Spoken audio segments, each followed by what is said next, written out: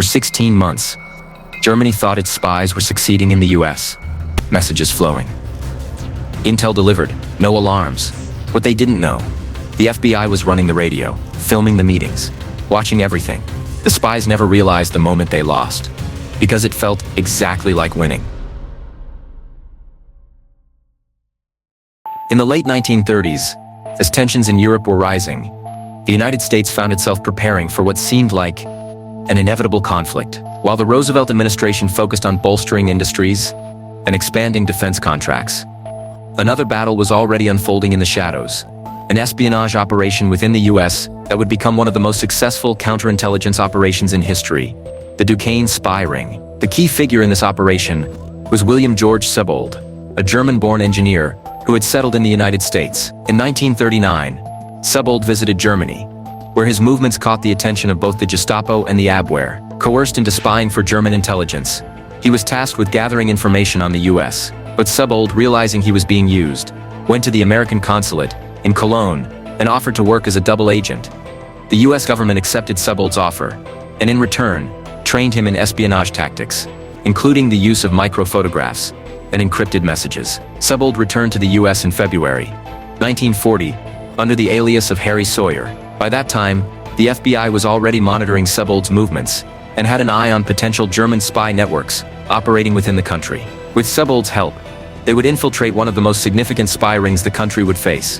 Sebold quickly settled in New York, where the FBI set up a secret shortwave radio station on Long Island to simulate communication with German agents. Sebold's task was to maintain his cover while feeding false intelligence back to the German network. To ensure complete surveillance of Sebold's activities, the FBI equipped his office with hidden microphones and a two-way mirror, enabling agents to observe all meetings in real time. The individuals who visited Sebold, believing they were working for a German spy network, handed over critical documents, discussed sabotage techniques, and passed on details about American military technologies. Among the major players in the ring was Frederick "Fritz" Duquesne, a seasoned spy with strong ties to German intelligence. Duquesne ran a business in New York, which acted as a cover for his espionage activities. The FBI tracked Duquesne's every move and discovered that he was involved in stealing sensitive American military documents, including blueprints for bombs. Sebold's interactions with Duquesne helped the FBI uncover the full extent of the spy ring, which included a range of operatives,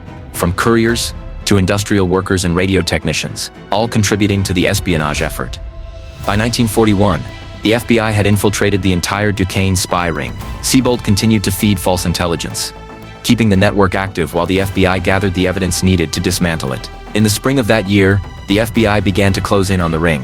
One of the operatives, Paul Fisi, attempted to defect to Germany, but was intercepted by the Bureau.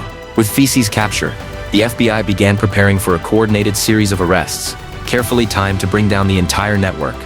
In June 1941, the FBI executed the arrests of all 33 members of the Duquesne spy ring.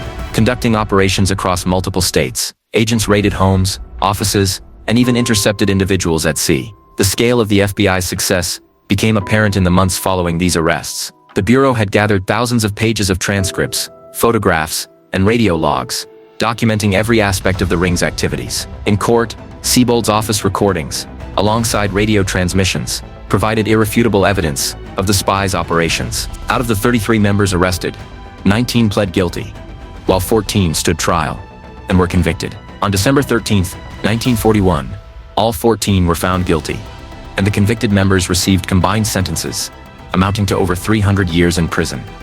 The Duquesne spy ring operation marked a major victory for U.S. counterintelligence. It proved that espionage networks could be dismantled not only through arrests, but by managing and controlling the flow of information. Although Sebold's role remained largely anonymous, his actions were crucial in neutralizing a major foreign intelligence operation.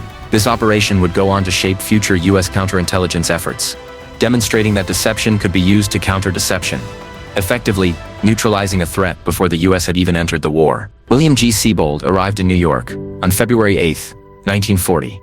Under the assumed name of Harry Sawyer, this marked the beginning of his active role in a major espionage operation. Sebold, a German-born engineer, was carrying microphotographs containing instructions, an alias, and a mission to link him to a German spy network already operating within the United States. His return seemed routine. He entered as a German-born engineer, blending in with other passengers at immigration.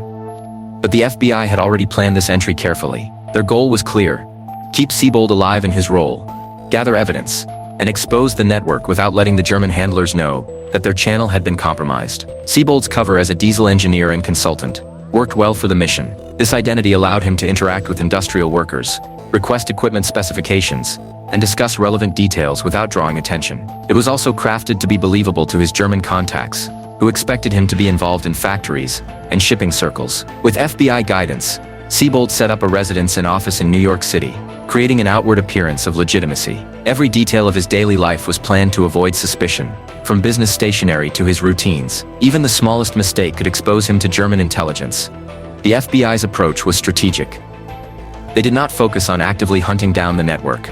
Instead, they let the network reveal itself through Sebold's normal interactions. Sebold's task was to receive intelligence from German agents, observe their methods, and document everything without revealing his true allegiance. The FBI closely studied the microphotographs Sebold carried, which contained details on cipher preparation, communication techniques, and names of key operatives he was supposed to contact. New York City was ideal for this type of operation. It was a bustling, multilingual city, with connections to seamen, industrial workers, and defense contractors, people whose work often crossed international borders. The German network in the US relied on agents in strategic locations, such as ships, factories, and community gathering spots, where they could gather intelligence under the guise of professional or casual conversations. The FBI's job was to spot when these agents let their guard down, revealing their true intentions.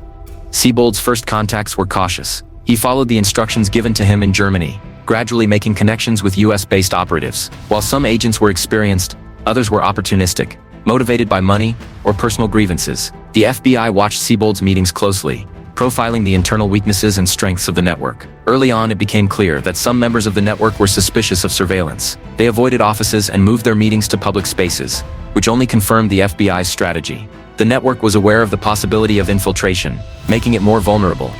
As the network grew more wary, the FBI set up a controlled meeting space for Sebold. His office in Manhattan became the hub of the operation, designed to appear as a legitimate business, but secretly equipped with hidden recording devices. Every meeting Sebold had was documented, and the FBI used this space to gather critical evidence. To further maintain the illusion, the Bureau set up a secure communication method, a shortwave radio station on Long Island. This station transmitted messages to and from German intelligence, simulating a normal espionage channel. Sebold's role as the central hub was crucial. The operatives he met believed they were providing valuable intelligence to Germany. Unaware that every action was being monitored, Sebold was seen as indispensable by the network, which made him an ideal target for operatives eager to pass along sensitive information. This made the information Sebold received increasingly valuable. One key figure in the network was Frederick Fritz Duquesne, a seasoned spy with a long history in German intelligence. Duquesne's cautious nature, especially his concern about surveillance, made him an ideal target for the FBI. He provided Sebold with technical intelligence and detailed information about shipping, as well as strategic data on American defense capabilities. Duquesne's role was pivotal because he acted as a bridge between Sebold and the German handlers. The network's activities varied widely, with agents focusing on maritime intelligence, industrial espionage, and technical data. Some agents had access to information about shipping schedules, cargo types, and destinations. Others worked in defense industries, gathering technical specifications or posing as students to obtain sensitive information. The FBI tracked these activities, carefully monitoring how information was collected and passed along. By mid-1940, Sebold's cover was firmly established, and the operation was running smoothly. The shortwave radio station, the controlled office, and the surveillance efforts worked in tandem to create a reliable system for gathering intelligence. As Sebold continued his interactions with German operatives, the Bureau collected a significant amount of evidence, including recorded meetings, radio transmissions, and written correspondence. This evidence would be crucial in the Bureau's long-term goal to build a comprehensive espionage case that could later be used in court. Sebold's work laid the foundation for the FBI's broader objective: to capture the entire German spy network in the US. By keeping the operation secret, the Bureau could dismantle the network step by step, ensuring that all evidence collected was admissible in court. The once isolated network was starting to show signs of weakness, revealing its structure. With the FBI in control of the situation, they were preparing to strike at the right moment. Sebold's Manhattan office became the heart of the FBI's operation, transforming from a simple consulting office into a crucial surveillance hub. The Bureau's goal wasn't to set a trap, but to create a space that seemed entirely functional, while allowing them to document everything: who visited, what they brought, their assignments, and how they handled secrecy. The office had to maintain two realities. To the outside world, It appeared as a modest office for Harry Sawyer, a diesel engineer.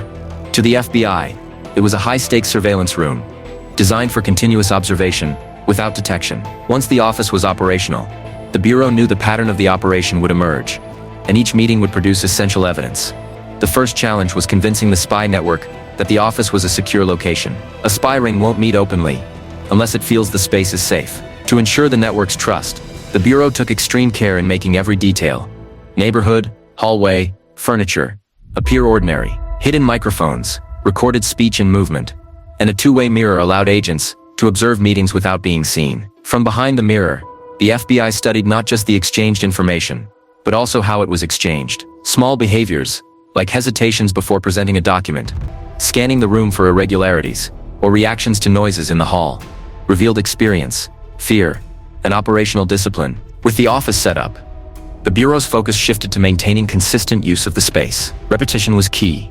Every meeting added another layer of context. For example, when a courier from a ship brought information, it confirmed the maritime side of the network. A technician discussing equipment didn't just reveal methods, but also indicated who was financing and supporting their work. The FBI tracked arrival times, physical items, and patterns of who met with whom. When members of the ring used public spaces to avoid surveillance, it showed their awareness of law enforcement monitoring, further supporting the idea that they were acting as agents for Germany, not independent sympathizers. Parallel to the office surveillance, the FBI's Long Island shortwave radio station played a critical role. By maintaining contact with German stations abroad, the Bureau could simulate a functioning network. Incoming messages allowed them to predict what the next operatives would be asked to do, and Sebold's visitors often brought material that aligned with these predictions. This created a chain of foreign instructions, domestic collection, and attempted transmission. Each link in the chain was crucial for building the prosecution's case, demonstrating that the information wasn't just being gathered for Germany, but was routed through a structured, organized system. Over time, Sebold's office became a place where the network members revealed their roles. Some came to supply intelligence, others to pick up instructions, and some to coordinate with other agents. The FBI observed how each visitor approached Sebold. A courier focused on delivery and departure, a coordinator asking about other names and schedules, and a technical collector bringing diagrams or notes, indicating access and preparation. Sebold had to maintain the right mix of familiarity and caution, ensuring the illusion of normalcy without giving control to the agents. The Bureau advised him to remain consistent, as any inconsistency could lead the network to suspect compromise. The Little Casino restaurant in Yorkville became another key gathering point for the ring. Several members frequented the restaurant, using it as a social hub where introductions could be made and intelligence exchanged. For the FBI, it provided insight into how people entered the network and how the ring used seemingly ordinary settings to hide extraordinary activities. Sebold's contacts at the restaurant helped the Bureau understand the recruitment patterns and the social structure of the network. As the structure of the ring became clearer, Frederick Fritz Duquesne's role became more prominent. Duquesne wasn't just a key figure in the network, he was its focal point. His anti-British stance and personal history gave the ring direction and cohesion. When Sebold met with him, Duquesne's cautious behavior about surveillance was evident. He avoided discussing sensitive topics in areas he suspected might be monitored, which only helped the FBI by steering them to places where Duquesne felt safe operating. His actions became key pieces of evidence, further supporting the case against the network. One of Duquesne's meetings with Sebold became especially significant when he provided photographs and specifications of a bomb design, which he claimed to have stolen from a DuPont plant. Whether the theft was genuine or exaggerated for effect, the critical point was that Duquesne intended to send this information to Germany. The Bureau documented the details of this exchange, treating it both as evidence of espionage and as a warning. Sabotage was no longer theoretical. It was a real threat that could have major consequences in wartime. Another element of the network's operations came to light when Paul Bante, a German-born operative, met Sebold at locations tied to the network's social hubs. During one meeting, Bante revealed that he was preparing a fuse bomb and later delivered dynamite and detonation caps to Sebold. The Bureau treated this delivery as a critical event. Physical explosives were not only a sign of intent, but also demonstrated the network's capability. This event reinforced the FBI's strategy: gather information while preventing harm. The explosives connection tied into the network's broader operations. Richard Eichenlaub, who operated the Little Casino restaurant, played a key role in facilitating contact among members. His involvement connected the social side of the network to its operational core, helping to exchange information between individuals working in defense industries. This network was not just a collection of isolated agents. It was a tightly coordinated operation. The maritime element of the ring also emerged. Several operatives worked on ships, giving them access to sailing schedules, cargo details, and convoy movements. This maritime employment allowed them to carry microphotographs and letters to neutral ports, where they could pass information to Germany through intermediaries. The FBI tracked these couriers, recognizing that maritime travel provided a backup communication path in case domestic radio channels were disrupted. The Bureau's surveillance revealed how Germany maintained the flow of intelligence through multiple channels. Couriers, mail drops, and physical documents ensured that the network could still function if one channel failed. The FBI knew that in order to completely dismantle the operation, they would need to take down every part of the system. Couriers, coordinators, technical collectors, and financial handlers, all at once, to prevent the network from reassembling. The financial aspect of the operation also became clear. Duquesne and others received payments from Germany, with funds moving between operatives. Individuals like Else Wistenfeld, who worked as a secretary connected to the German consulate, helped facilitate these financial transactions. These payments connected agents who might have otherwise claimed minimal involvement, proving that the network was a cohesive system, not a loose collection of independent actors. The Long Island radio station played a vital role in the FBI's operation, allowing them to control the communication loop between Germany and its agents in the US. This station became a crucial asset, enabling the Bureau to insert itself into enemy communications, controlling both the direction and timing of transmissions. By May 1940, FBI engineers had successfully set up a secret shortwave station and established contact with a German station abroad. Once the connection was stable, the scope of the operation grew significantly. While Sebold's Manhattan office documented in-person activities, the radio station recorded Germany's requests, how it guided its agents, and how the network operated. The station had to be discreet and appear reliable to German intelligence, so every message had to follow strict formatting, timing, and phrasing, ensuring it mimicked field reporting without revealing the FBI's involvement.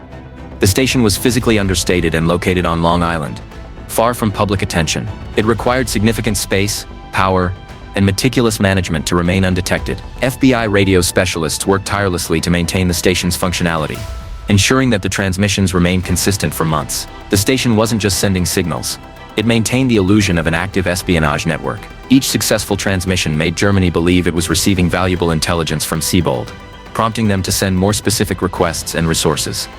Sebold's microphotographs from Germany became essential for maintaining consistent code usage. Incoming messages were preserved as evidence of foreign direction, showing that Germany believed it was communicating with a live agent. The FBI crafted outgoing messages carefully to maintain the illusion of a working channel, while preventing the leak of any critical U.S. defense information. This tactic built continuity, showing a sustained operation rather than isolated incidents of espionage. Over the following 16 months, the station transmitted over 300 messages and received about 200 in return. The volume of traffic was crucial. It established a repeatable documented pattern of espionage, a chain of foreign instruction, domestic collection, and attempted transmission that could not be dismissed as accidental. Each message strengthened the case, showing not just isolated espionage acts, but a well-coordinated, ongoing network. The radio station also allowed the FBI to predict domestic activities. When Germany sent specific requests, the FBI could anticipate which operatives would arrive in New York and what kind of intelligence they would gather. If Germany requested maritime intelligence, Sebold knew he would meet maritime agents. If they requested industrial intelligence, he could expect visits from technicians. This foresight allowed the FBI to adjust surveillance and prepare for the most relevant meetings, ensuring each interaction yielded valuable evidence. Sebold remained the focal point of the operation, with operatives visiting his office, believing they were contributing information to a secure channel. The FBI kept the radio station running smoothly, documenting the foreign instructions that shaped the operatives' actions. The operation wasn't just about catching spies in the act. It was about proving the existence of a fully functioning network, with clear lines of communication, coordination, and payment. The radio station documented the transmission side, while the Manhattan office recorded in-person activities, like collection and coordination. The FBI understood that foreign intelligence services judged agents not just by the content of their messages, but by their operational behavior. A channel that responded too quickly could look unnatural, while one with no delays might seem like a fabrication. The Bureau balanced reliability with realism, ensuring the channel seemed like a normal operational line, instead of a tool controlled by law enforcement. While the radio station was in operation, the Ring's members continued to build redundancy outside the communication channel. Several operatives used maritime travel and neutral ports to physically move materials when necessary. Couriers carried microphotographs and letters across borders, relaying information to Germany. The FBI tracked these couriers, knowing that if the radio station was disrupted, the network had other communication methods to fall back on. As the months passed, confidence within the Ring grew. With no arrests yet, operatives became less cautious, and more willing to share names, methods, and materials. This confidence was fueled by the steady stream of transmissions, reinforcing the belief that their system was working. This belief made the operatives more open, providing the FBI with more evidence to build the case. The network's resilience became more evident as some members started developing their own radio equipment, planning direct transmissions to Germany outside Sebold's channel. This was a crucial development. It showed that the network was preparing for redundancy in case the FBI-controlled station was discovered. The creation of backup communication methods strengthened the FBI's case, proving that the ring was a well-organized operation, not just a group of isolated individuals. Key individuals, like Felix Jonke and Joseph Klein, were central to the network's operation. They were more than just collectors of intelligence, they were planners, indicating that the network's core was structured around coordination, collection, and secure communication. Their roles in setting up backup communication channels linked the technical side of the operation to its broader structure, where coordinators, couriers, and financial handlers all played significant roles. The FBI's control over the radio station allowed them to maintain stability in the operation. Germany continued to believe it had an active espionage pipeline, keeping its operatives engaged. The longer the channel remained open, the more the network revealed about its operations, its hierarchy, methods, and goals. The FBI was able to build a comprehensive case without prematurely exposing the network.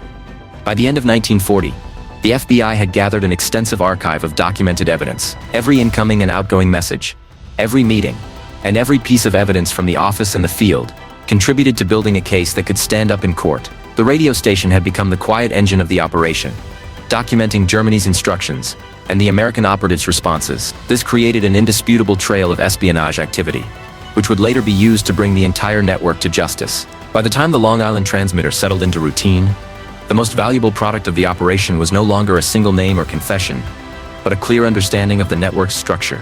The FBI was able to see how the espionage system functioned on a daily basis, not as isolated actions, but as a well-coordinated network, with defined roles, redundancies, and internal discipline. Each contact, Sebold, made added more detail to a larger map that the Bureau treated as the true target. The goal was to identify each participant, understand their contributions, and show how their actions were part of a coordinated effort directed toward Germany. This required more than just observing a few meetings.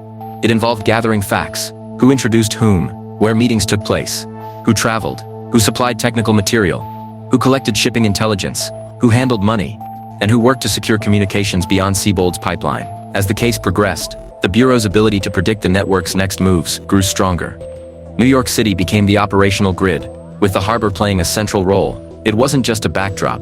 It was a key point for moving men and information across borders. Ships left regularly, for ports with plausible contact points, and seamen returned with opportunities to move materials discreetly. The Bureau kept a close watch on the docks, knowing that stewards, cooks, and crew members could easily gather information about sailings, cargo types, and destinations. They could also carry micro-photographs, coded letters, and payments without raising suspicion, especially when traveling to neutral ports, where the information could be passed to Germany through intermediaries. The FBI quickly realized that the ring didn't depend solely on radio communication. Maritime courier work provided backup routes in case radio communication failed or became risky. At the same time, the network's social structure became clearer. The Little Casino restaurant in Yorkville, Manhattan, served as a consistent meeting point for members of the ring.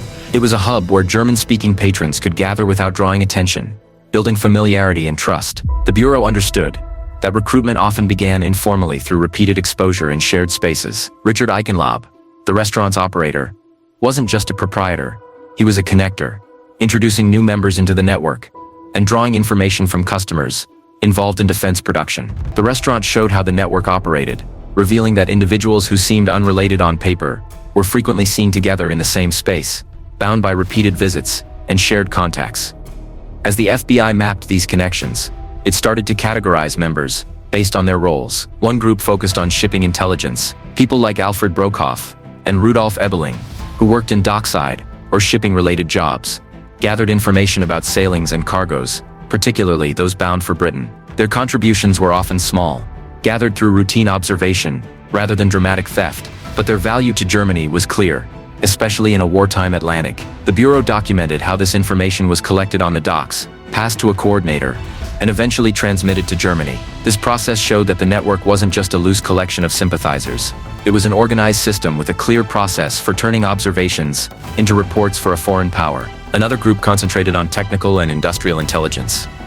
Some members had direct access through their jobs, while others used deception, exploiting the openness of American industry.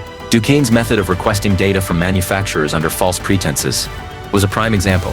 His letters, which seemed harmless on the surface, were part of a larger espionage pattern designed to build a detailed picture of American industrial capacity and vulnerabilities. The Bureau also documented the efforts of Edmund Karl Hein, who gathered technical data on metals and alloys. This industrial espionage demonstrated how knowledge could be gathered in layers, with information passed through the network and eventually sent to Germany.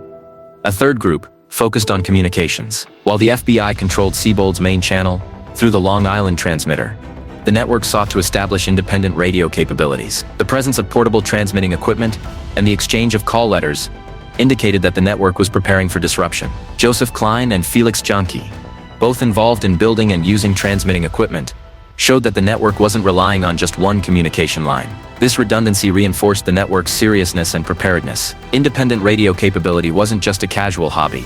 It was a deliberate strategy to maintain contact with Germany. If one communication method failed, the Bureau documented these efforts as further proof that the network was coordinated and under foreign direction. A fourth group was made up of couriers and logistical support. Individuals like Heinrich Clausing and Konrad and Otto Dold, who were involved in maritime travel, acted as couriers, carrying microphotographs and other materials to relay points, such as South American ports, where they could be forwarded to Germany. The establishment of mail drops abroad and the use of foreign ports reduced exposure. As the final transmission to Germany took place outside the US, these courier roles revealed the network's internal hierarchy. Couriers weren't decision-makers, but they were vital links in the chain of communication. By tracking their movements, the FBI identified key figures and understood how the network planned for redundancy. As these categories emerged, the Bureau's management of Sebold's role became more deliberate. He wasn't a free agent, but a controlled instrument. Every meeting, contact, and piece of material he received was evaluated for how it contributed to the case. Sebold's interactions were carefully guided by the Bureau, ensuring that each contact revealed more names, methods, and behaviors without escalating the operation prematurely. The Bureau's disciplined approach allowed the network to operate long enough to expose itself fully, while preventing sabotage. Discussions about sabotage and explosives raised the stakes, but the Bureau adhered to its central principle of containment. Duquesne's leadership role became clearer as the operation progressed. He wasn't just a prominent figure in the network, he was its focal point. His anti-British stance and personal history gave the ring direction and cohesion. When Sebold met with him, Duquesne's cautious behavior regarding surveillance became apparent. He avoided discussing sensitive topics in areas he suspected might be monitored, which only helped the FBI by guiding them to the places where Duquesne felt comfortable operating. His actions were key pieces of evidence, demonstrating his awareness of wrongdoing. One of Duquesne's meetings with Sebold became particularly significant when he provided photographs and specifications for a bomb design, which he claimed to have stolen from a DuPont plant. Whether the theft occurred as described or was exaggerated, the critical point was that Duquesne intended to send this information to Germany. The Bureau treated this exchange seriously, as it represented a shift from espionage to active sabotage. The FBI documented this exchange, understanding that it signaled a real threat to infrastructure.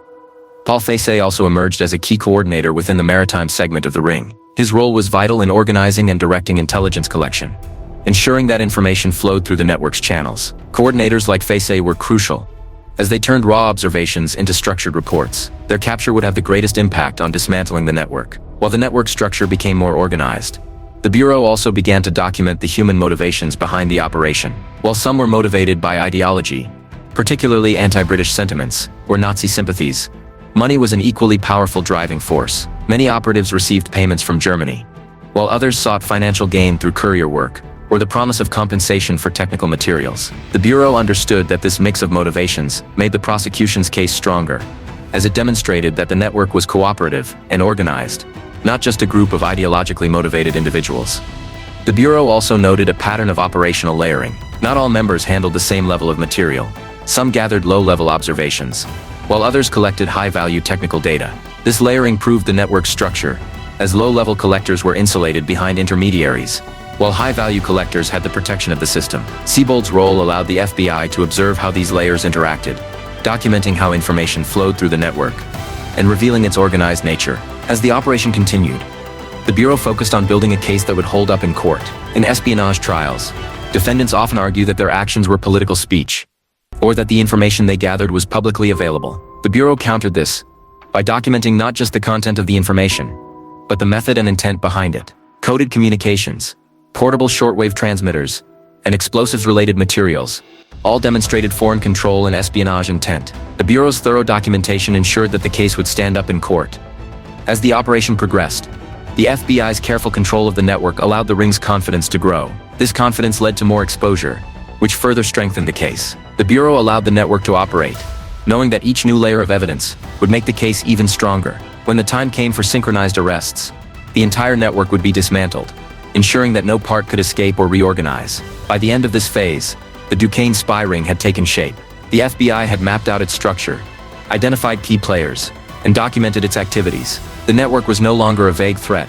It was a fully exposed, coordinated system ready to be dismantled. By the time the Bureau had stabilized Sebold's cover and secured both the Manhattan office and the Long Island transmitter, the operation entered a more dangerous phase. This wasn't because the network became harder to observe, but because its key figures, particularly Frederick Joubert Duquesne, became more active. The surveillance record began to show a clear distinction between participants who acted as couriers or collectors, and those who operated as organizers. Duquesne's involvement was key in turning scattered espionage work into a coordinated effort. He didn't just collect intelligence, he used the network as a tool, guiding it towards organized sabotage. Duquesne's background made him an obvious target, even before he met Sebold. He wasn't just an anonymous sympathizer. His previous espionage activity, fraudulent insurance schemes, and maritime incidents made him a significant figure. By 1940, Duquesne was operating the Air Terminals Company in New York City, a legitimate business that served as a cover for exchanging correspondence with industrial firms. While this cover hid his true identity, it also facilitated espionage by providing steady mail contact, allowing Duquesne to request technical data and gather intelligence about American production, equipment, and vulnerabilities. What appeared to be ordinary business inquiries were actually espionage tactics in disguise. When Sebold first approached Duquesne, the initial contact revealed the discipline of an experienced operative. Duquesne's concern about electronic surveillance wasn't vague.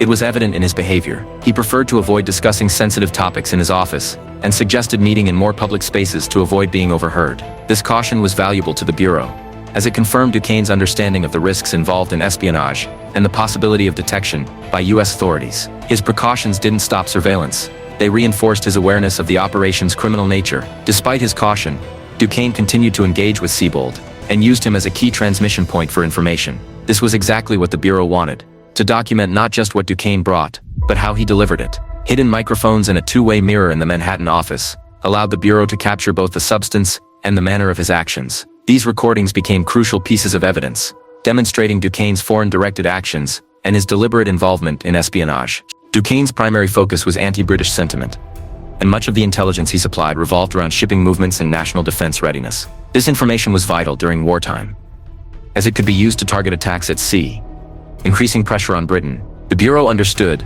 that while some of this intelligence could be gathered through observation, the act of transmitting it to Germany made it espionage. Duquesne treated the intelligence not as casual knowledge, but as deliverable material, exchanged for payment.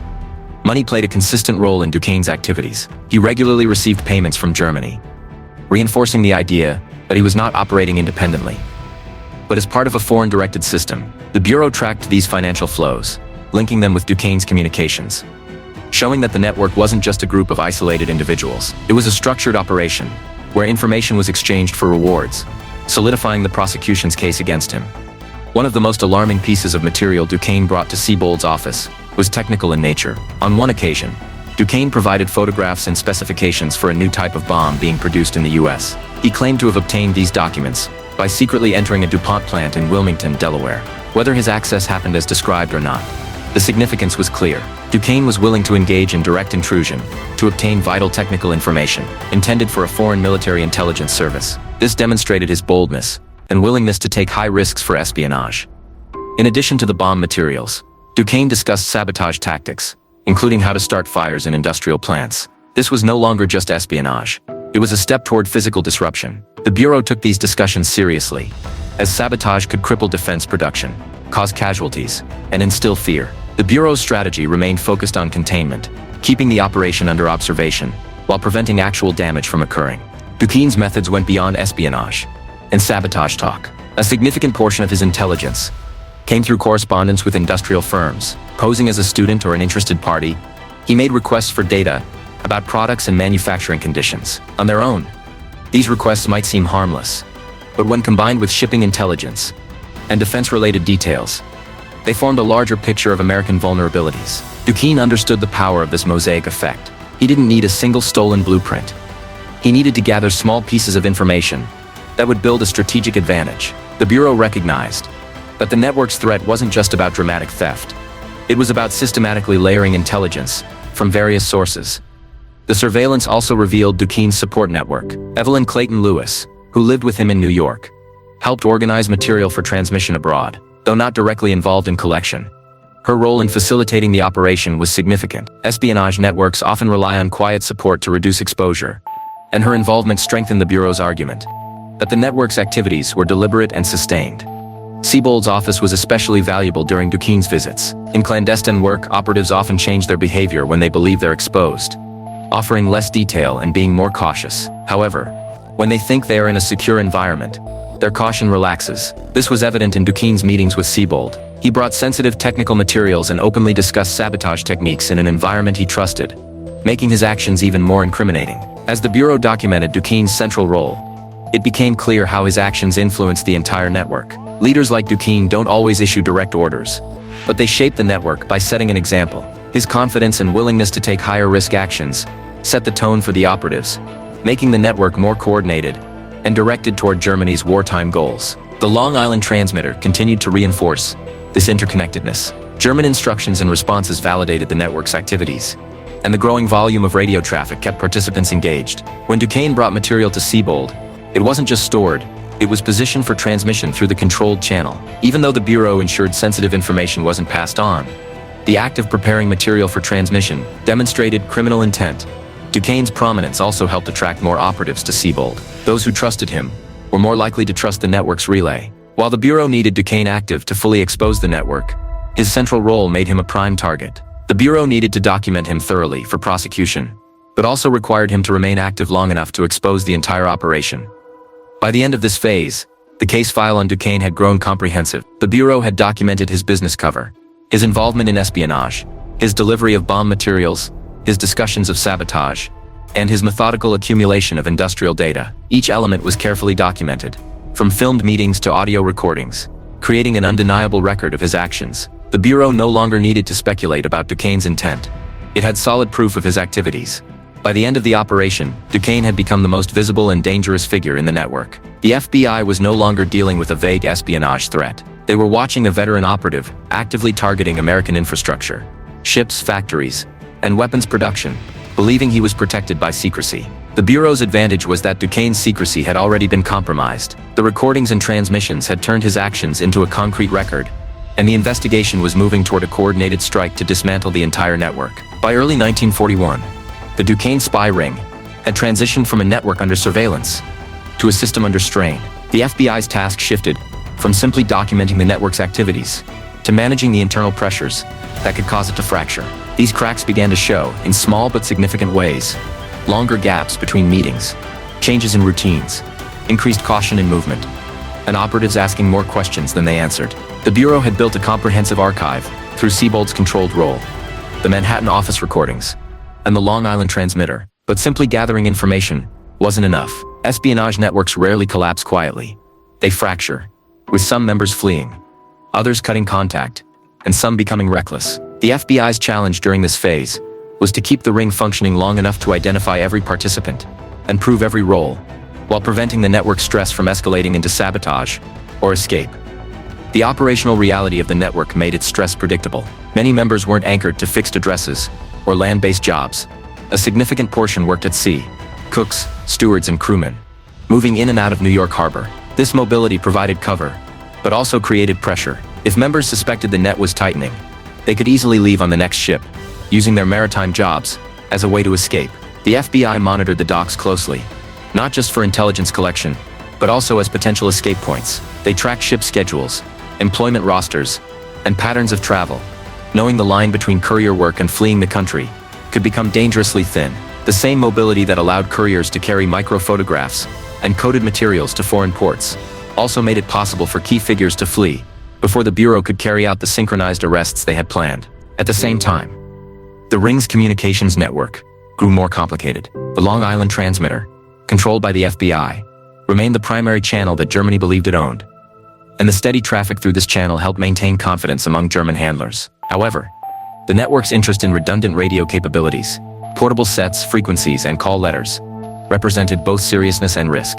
If one channel became compromised, the network could quickly adapt using other methods. The FBI treated these radio-related activities as both evidence and a potential threat. Each exchange of frequency lists and the construction of new transmitters indicated the network's intention to reduce its reliance on Sebold's channel and possibly shift to methods outside FBI control.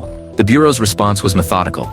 Document these separate radio efforts thoroughly, tie them to specific individuals, and incorporate them into the synchronized arrest plan rather than trying to disrupt the network prematurely and risk alerting the entire group. The network's logistical backbone, particularly the use of couriers and foreign relay points, also became more visible. Heinrich Clausing's courier activities, including transporting microphotographs and setting up mail drops in South America, demonstrated how information could be moved beyond U.S. borders without relying on direct radio transmissions. Other maritime operatives used similar routes to carry messages between U.S. contacts and neutral ports, where the information could be forwarded to Germany. The FBI closely monitored these routes, recognizing that they served as the network's insurance policy. If German intelligence sensed trouble, it could shift operations away from domestic transmission and toward physical transport. The Bureau treated courier movements not only as evidence of a structured conspiracy, but also as a countdown clock. The longer the courier-based network operated, the greater the chance that critical materials might leave the country before the FBI could act. Amid the growing complexity, the Bureau had to ensure that the network didn't shift from espionage to sabotage. Duquesne's discussions about industrial fires and his delivery of bomb-related materials had already pushed the case beyond pure intelligence gathering. Paul Bante's delivery of dynamite and detonation caps to Sebold showed the network had the means for destructive action. The Bureau couldn't afford to treat these incidents as background noise. They had to ensure that the network's belief in its safety didn't lead to real-world damage. Sebold's office acted as one control point, where dangerous materials could be received and secured under observation. The Bureau used social hubs and dockside networks to keep track of who interacted with whom, watching for any signs of the network moving from discussion to action. The FBI's strategy focused on containing the network, ensuring that it didn't escalate into sabotage while documenting the intent behind every action and securing physical materials when they appeared. As the operation continued, the FBI began to identify key figures within the network who were most likely to fracture first. Couriers and low-level collectors often remained steady because their roles were narrow, and they had limited knowledge of the full system. However, coordinators and organizers, who understood the network's scope and the stakes, carried more risk. These central figures were the most likely to panic if they sensed exposure. Paul Facey, a coordinator within the ring, began to show signs of apprehension. He had been arranging meetings, correlating information for transmission, and acting as a key link between Sebold and other operatives. His position gave him insight into the network's vulnerabilities, and by early 1941, his behavior reflected growing concern. Facey started preparing to leave the U.S. The Bureau learned of his plan to secure a position on the SS Siboney, scheduled to sail for Lisbon on March 29, 1941, intending to defect to Germany. Facey's flight plan forced the FBI to act quickly. Their strategy was based on synchronized dismantling. But synchronized dismantling requires that the targets remain present. Facey's attempt to leave threatened to remove a key coordinator before the Bureau was ready to strike. His escape also risked alerting German handlers, who might then order the network to cut contact, disappear, or shift to other channels. The FBI acted quickly to prevent Facey's escape. He was arrested before he could board the ship, ensuring the network's operations were not disrupted prematurely. This arrest was a calculated move, locking down a critical figure and preventing the foreign handlers from realizing that the FBI had compromised the network. Other vulnerabilities surfaced at the same time. The network's reliance on mail routes and physical correspondence posed risks that could be exploited by routine customs inspections. Heinrich Karl Eilers, a steward who had unsuccessfully tried to obtain information from the Civil Aeronautics Authority, was arrested in New York City by customs authorities in June 1940. He was found with letters addressed to various European destinations and technical books on magnesium and aluminum alloys. This discovery demonstrated how the network depended on the assumption that ordinary shipping channels wouldn't notice suspicious materials. When customs officials did notice, it created pressure that could lead the network to make mistakes or cut contact. The network's geographic spread also created logistical stress. Some operatives worked in New York City's German-speaking neighborhoods, while others operated in industrial areas like Newark, New Jersey, and in defense-related manufacturing centers like Detroit. Some members traveled through the Caribbean and South America, providing access to neutral ports. The Bureau had to monitor multiple jurisdictions, tracking maritime employment, correspondence, and technical interceptions. Any overt action could risk alerting the network to the FBI's presence, so the surveillance had to remain quiet, relying on controlled environments, rather than public enforcement. Meanwhile, the Bureau continued to build its case for prosecution. The operation's strength lay in the diversity of its evidence: filmed meetings in Sebold's office, hidden microphones, message logs from the Long Island transmitter, and surveillance of social hubs like the Little Casino restaurant, all combined to demonstrate that the network was not a random collection of individuals, but a coordinated system with clear goals. The Bureau also tracked financial flows, payments from Germany, and exchanges of money between operatives, which reinforced the idea of a foreign-directed operation. The FBI's challenge was to keep building its case without causing the network to collapse prematurely. The arrest of Fritz was a key moment in this delicate balance. While the first fractures were visible, the network continued to operate, and the Bureau had contained the flight risk of one major figure. By tracking courier routes and documenting the network's activities, the Bureau kept the operation on course, knowing that synchronized arrests would dismantle the entire system before it could scatter. By the end of this phase, the Duquesne Spy Ring had fully formed. The FBI had mapped its structure, identified key players, and documented its activities. The network was no longer a vague threat. It was a fully exposed, coordinated system ready to be dismantled. By early 1941, the Duquesne Spy Ring had transitioned from covert operations to an increasingly unstable system. The FBI had gathered extensive evidence, recorded meetings, courier routes, and radio communications that demonstrated clear foreign direction and active espionage. The Bureau's main challenge was now to dismantle the entire network simultaneously, preventing its members from fleeing, scattering, or destroying evidence. As the members of the ring grew more confident, they remained unaware of the imminent crackdown. The FBI's strategy was to gather tailored evidence for each participant in the network. Roles varied. Some focused on intelligence related to ship movements, others on technical data, and couriers handled the transportation of micro-photographs and letters. The Bureau made sure each participant's role was supported by at least two forms of documentation. Filmed meetings showed intent, coded transmission logs demonstrated foreign direction, and physical materials, such as micro-photographs and technical documents, further strengthened the case. The FBI also anticipated common defense arguments, that defendants didn't know their actions constituted espionage, or that they were innocent social acquaintances, and prepared to address them effectively in court. One continuing risk for the FBI was the network's mobility. Many members relied on maritime routes, which allowed them to escape quickly by boarding ships. The Bureau had already intervened in Paul Fritz's attempted flight, and the timing of arrests became increasingly crucial. As the operation neared its end, most of the targets had to be arrested, while still present and reachable, before they could disappear using their escape routes. When the arrests began, they were part of a carefully coordinated sweep. The FBI targeted both the leadership, including Duquesne, and the support structures, coordinators, couriers, and technical figures. The goal was to incapacitate the network immediately, not over weeks, ensuring that it would be unable to continue its operations. The evidence collected through Sebold's office and the Long Island transmitter proved to be essential. These tools had documented the network's activities, providing a reliable basis for understanding the ring's predictable routines. Members of the network believed Sebold was their secure relay, which made them less likely to anticipate the Bureau's actions. Routine and repetition lowered their guard, and the FBI took advantage of that vulnerability. Once the defendants were arrested, their responses varied. 19 members pled guilty, affirming the strength of the FBI's evidence and simplifying the prosecution. This helped solidify the case's narrative. The remaining members faced trial in Brooklyn in September 1941, where the FBI presented a comprehensive case, demonstrating the network's extensive espionage activities. The evidence linked the ring to foreign direction and sabotage intent. The trial unfolded against the backdrop of escalating global conflict. Europe was at war, and the US was preparing for eventual involvement. The FBI had to present the case as more than just a matter of patriotic concern. It was about documented actions and foreign-directed espionage. The Bureau's meticulous approach to long-term documentation paid off in court. Instead of relying on dramatic incidents, prosecutors demonstrated a sustained pattern of espionage over time. On December 13, 1941, just 6 days after the attack on Pearl Harbor, the jury convicted 14 members of the spy ring. The timing of the convictions was symbolic, coinciding with a moment when the US was shifting towards full-scale war. Sentencing took place on January 2, 1942, with the 33 convicted members receiving over 300 years in prison. The variety in sentences reflected the network's layered structure.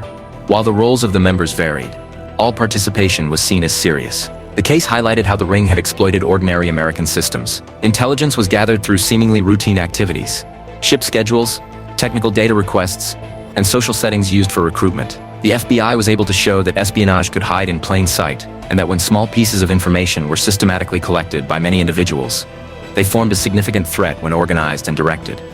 Sebold's controlled role was critical to the success of the operation. His position allowed the FBI to monitor and preserve the actions of the ring. The FBI didn't succeed simply by chance. They succeeded because they engineered a channel that exposed the network repeatedly, allowing them to identify and prove the roles of every participant.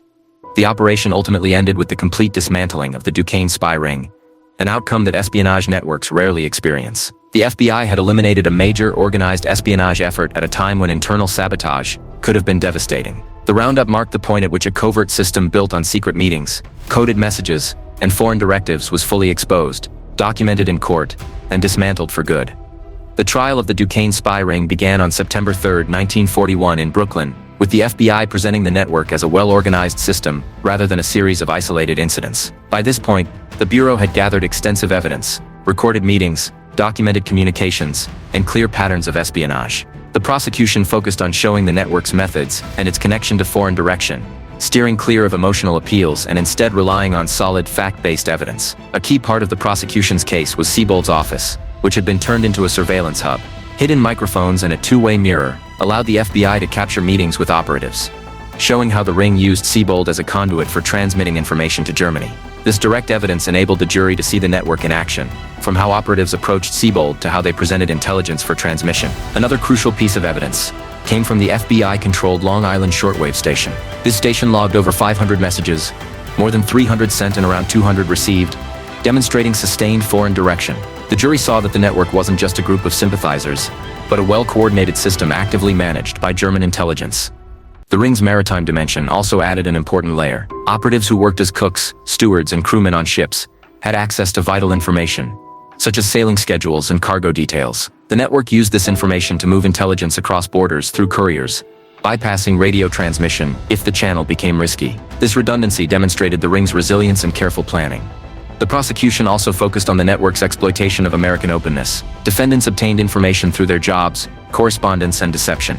For example, some operatives posed as students or interested parties to request technical data from manufacturers. Although these requests appeared harmless on the surface, when combined with other intelligence, they formed a larger picture of espionage for a foreign power. The FBI showed that the network wasn't just gathering information for political reasons, but was actively working to pass it to Germany. Central to the case was Duquesne's leadership role. He provided sensitive technical material, including bomb specifications, and discussed methods of sabotage, such as arson. His behavior, avoiding surveillance, delivering sensitive materials, and discussing sabotage tactics, clearly demonstrated his intent. Duquesne's influence was evident in how he shaped the network's methods, encouraging others to follow his example. The FBI also documented the support roles within the network. Individuals like Else Wiestenfeld and Lily Stein played crucial roles in handling money and coordinating communications. These roles were vital to the operation's success, showing that espionage wasn't just about gathering intelligence. It required careful coordination and logistical support. In the courtroom, the defense tried to argue that the network wasn't a coordinated system, but the FBI countered this by presenting evidence of repeated connections, shared meeting spaces, consistent communication practices, and Sebold acting as the central relay. The prosecution made it clear that the network wasn't a collection of isolated acts, but a fully organized conspiracy. The trial continued from September until December 13, 1941. The timing of the verdict, just 6 days after Pearl Harbor, underscored the significance of the case in the context of a nation now on the brink of war. The Bureau's patient investigation, carried out before the U.S. fully entered the war, had already dismantled a major German espionage operation operating on American soil. On December 13, 1941, the jury convicted 14 members of the Duquesne Spy Ring. Just days after the U.S. entered the war, 19 defendants pled guilty, validating the strength of the FBI's case and simplifying the prosecution. Sentencing followed on January 2, 1942, with 33 convicted members receiving over 300 years in prison. The variety in sentences reflected the seriousness of their actions, with different degrees of punishment based on the role each participant played. The trial also highlighted how the ring exploited ordinary American systems, dockside work, industrial correspondence, and social spaces used for recruitment. The FBI demonstrated that espionage could hide in plain sight, using everyday jobs and social interactions to gather intelligence for foreign powers. Sebold's controlled role was critical to the success of the operation. His position allowed the FBI to monitor and preserve the network's activities. The Bureau didn't succeed by chance. It succeeded because it carefully engineered a channel that exposed the network repeatedly, allowing them to identify and prove the role of every participant. The case became a model of how patient observation, controlled communication, and evidence-based prosecution can dismantle an espionage network. By the end of the trial, the Duquesne Spy Ring had been fully dismantled. Its members were convicted and sentenced, and the FBI's strategic investigation had eliminated a major espionage threat before the United States fully entered the war. The sentencing phase of the Duquesne Spy Ring case concluded on January 2, 1942, marking the end of a carefully orchestrated operation that had dismantled a German espionage network operating on U.S. soil. The 33 members received a total of over 300 years in prison, sending a strong message that the government viewed the network as a significant wartime threat, not just isolated violations of law. The sentencing reflected the network's layered structure, with leaders, coordinators, couriers, and support figures, each playing a unique role in its operations. As the leader of the ring, Frederick Joubert Duquesne faced the harshest punishment. He was sentenced to 18 years for espionage, along with a $2,000 fine for violating the Registration Act. Duquesne's sentence highlighted his central role in organizing the network and coordinating its activities, which included gathering technical intelligence and planning sabotage. Other high-ranking members, such as Hermann W. Lang and Karl Rieper, received similar sentences, showing the importance of their roles in handling sensitive materials and maintaining contact with German intelligence. The maritime aspect of the network also resulted in lengthy sentences. Operatives like Konrad and Otto Dold and Heinrich Clausing, who served as couriers, were crucial in the operation, physically moving intelligence across borders. When radio transmission wasn't possible, their actions were integral to the network's functioning, and the FBI's focus on these roles demonstrated how essential maritime courier work was in the espionage effort. The ring's use of radio equipment also led to severe penalties. Figures like Joseph Klein and Axel Wheeler-Hill, who constructed and used shortwave radios to transmit intelligence to Germany, received multiple years for espionage. The FBI treated the creation of independent communication channels as a serious wartime act, emphasizing that espionage networks require more than just intelligence gathering. They need infrastructure to survive. The development of such communication channels was seen as a significant step in preparing for sustained espionage efforts. Not all defendants received long sentences. Some, like Paul Bante and Richard Eichenlaub, pled guilty to lesser charges related to the Registration Act, which resulted in shorter terms and fines. These plea deals were part of the prosecution's strategy to differentiate between those involved in high-level espionage activities and those engaged in more peripheral roles. Women involved in the network, such as Lily Stein and Else Wüstenfeld, also received sentences, highlighting the importance of support roles within espionage networks. Stein, who helped facilitate the transmission of materials, was sentenced to 10 years, while Wüstenfeld, who moved money and assisted with the network's operations, received a 5-year sentence after pleading guilty. The FBI's methodical approach to gathering evidence played a critical role in the success of the trial. The recordings from Sebold's office and the Long Island transmitter provided irrefutable documentation of the network's organization, its foreign direction, and its intent to sabotage American infrastructure. Surveillance footage, radio logs, microphotographs, and physical materials all contributed to building a clear picture of the network's operations. This comprehensive evidence made it difficult for the defense to argue that the ring was anything other than a well-coordinated, foreign-directed espionage operation.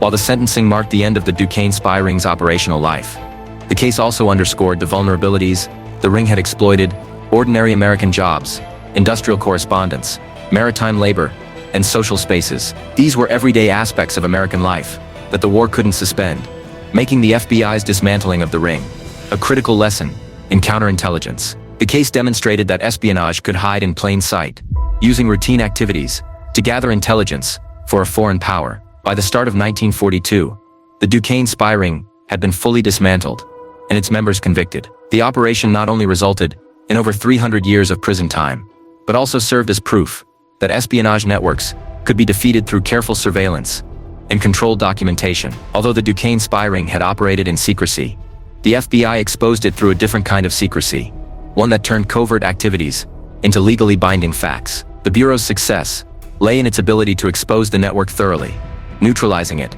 before it could continue its operations during the war.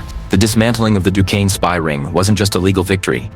It marked a pivotal moment in U.S. counterintelligence. The FBI's goal wasn't merely to arrest individuals, but to dismantle an entire operational espionage system. When the 33 members were sentenced to over 300 years in prison, the message to the public was clear. The network, which had operated as a coordinated foreign-directed system, had been neutralized. This operation ensured that as the US entered full wartime mobilization, there would be no major German espionage networks left at scale within the country, securing the nation from vulnerability to such activities during a critical time. The design of the network was elaborate, with redundancy built into roles such as couriers, technical collectors, and communication facilitators, to guarantee survival even if one channel failed. This structure made it harder to rebuild and harder to infiltrate. The Bureau's meticulous surveillance and evidence gathering through Sebold's controlled role in the Manhattan office, the Long Island transmitter, and the monitoring of social hubs, like the Little Casino restaurant, provided a clear, comprehensive map of the network's operations. Every level of the network was traced and captured, from the leaders to the couriers, making it obvious that this was not a random conspiracy, but a well-organized, foreign-directed operation. The FBI's patience was crucial. By documenting everything, meetings, radio traffic, courier routes, and financial exchanges, the Bureau exposed the system and created a legal record so solid that it couldn't be challenged. The network's reliance on maritime employees, social hubs, and the exploitation of American industrial openness exposed vulnerabilities within American society. These weren't just dramatic spy tactics, but routine activities that, when coordinated, became highly dangerous. As the FBI prepared for the trial and sentencing, it ensured that the evidence didn't rely on any single point of failure. Each defendant was clearly linked to the network through consistent behavior and operational patterns. 19 members pled guilty, which simplified the prosecution and reinforced the strength of the Bureau's case, while 14 others went to trial, where the FBI presented months of careful surveillance and documented evidence. The trial didn't just illustrate acts of espionage. It revealed how a complex system was constructed, operated, and ultimately destroyed. By January 2nd, 1942, the sentencing completed the operation's goal. The network was dismantled, and the threat of a significant espionage operation was neutralized. The timing of the verdict, just as the US entered World War II, underscored the importance of this achievement. The FBI had prevented a network from exploiting vulnerabilities in American shipping routes, industrial production, and intelligence gathering. The removal of the ring wasn't just a legal win. It was a strategic blow to enemy efforts on American soil. Ultimately, the Duquesne Spy Ring case became a model of controlled exposure. The FBI didn't just catch spies. It allowed them to operate under the illusion of safety, documented their every move, and then took them down as a cohesive, organized threat. The final tally: 33 defendants, 19 guilty pleas, 14 convictions, and over 300 years in prison sentences, was more than just a legal outcome. It demonstrated a successful counterintelligence operation, executed with precision and control, ensuring that, at least for this ring, no major espionage network would remain on US soil as the country entered its wartime phase. The Duquesne Spy Ring case concluded, not with a dramatic ending, but with a methodical legal process, paperwork, prisoner transfers, and the routine of incarceration. After January 2nd, 1942, the 33 members were absorbed into the prison system, their once active roles in New York's bustling areas, restaurants, docks, and offices, becoming nothing more than memories. Their espionage network, once dynamic and reliant on movement and secrecy, was now immobilized. Each defendant served their individual sentence, their operational purpose extinguished, and the ring was dismantled, piece by piece. As the United States entered 1942, the focus shifted entirely to war mobilization. The Duquesne case acted as a preemptive strike against internal threats, neutralizing a significant espionage network before the nation ramped up its wartime machinery. While the FBI didn't claim that espionage was over, it ensured that one major foreign-directed operation had been eradicated before it could take advantage of wartime chaos. Wartime conditions, secrecy, increased production, and movement might have provided opportunities for espionage to flourish again. But the ring had been dismantled before it could adapt or reorganize. The outcome of the case also highlighted how the network had relied on ordinary American life. Seemingly mundane activities, like maritime employment and industrial correspondence, had been turned into espionage tools. The FBI's success lay in its ability to identify and expose these vulnerabilities. The operation demonstrated that espionage isn't just about dramatic thefts. It's about identifying and exploiting patterns in everyday behavior, patterns that the Bureau's patience and discipline allowed them to track and document over time. The operation's precision was evident in the FBI's management of Sebold, the controlled double agent. His role wasn't glamorous, but it was crucial in drawing the network out into the open. Sebold's cover allowed the FBI to observe the network, operating under the illusion of safety, giving the Bureau the chance to collect irrefutable evidence. Once the structure and roles of the network were fully understood, the arrests were made, and the case became a model for how counterintelligence, patience, and controlled surveillance could dismantle a covert system. Ultimately, the FBI didn't just arrest spies, it systematically dismantled a functioning espionage network, carefully controlled through surveillance and documentation. This network, built on ordinary covers and everyday access, was neutralized at a critical time. Just as the United States was preparing for war, the quiet that followed wasn't just the absence of the ring. It was a statement of controlled damage. The country entered the war with one major espionage threat removed, and the stillness was the result of that threat being effectively neutralized. Like, share, and subscribe to stay with the mystery crime for new cases.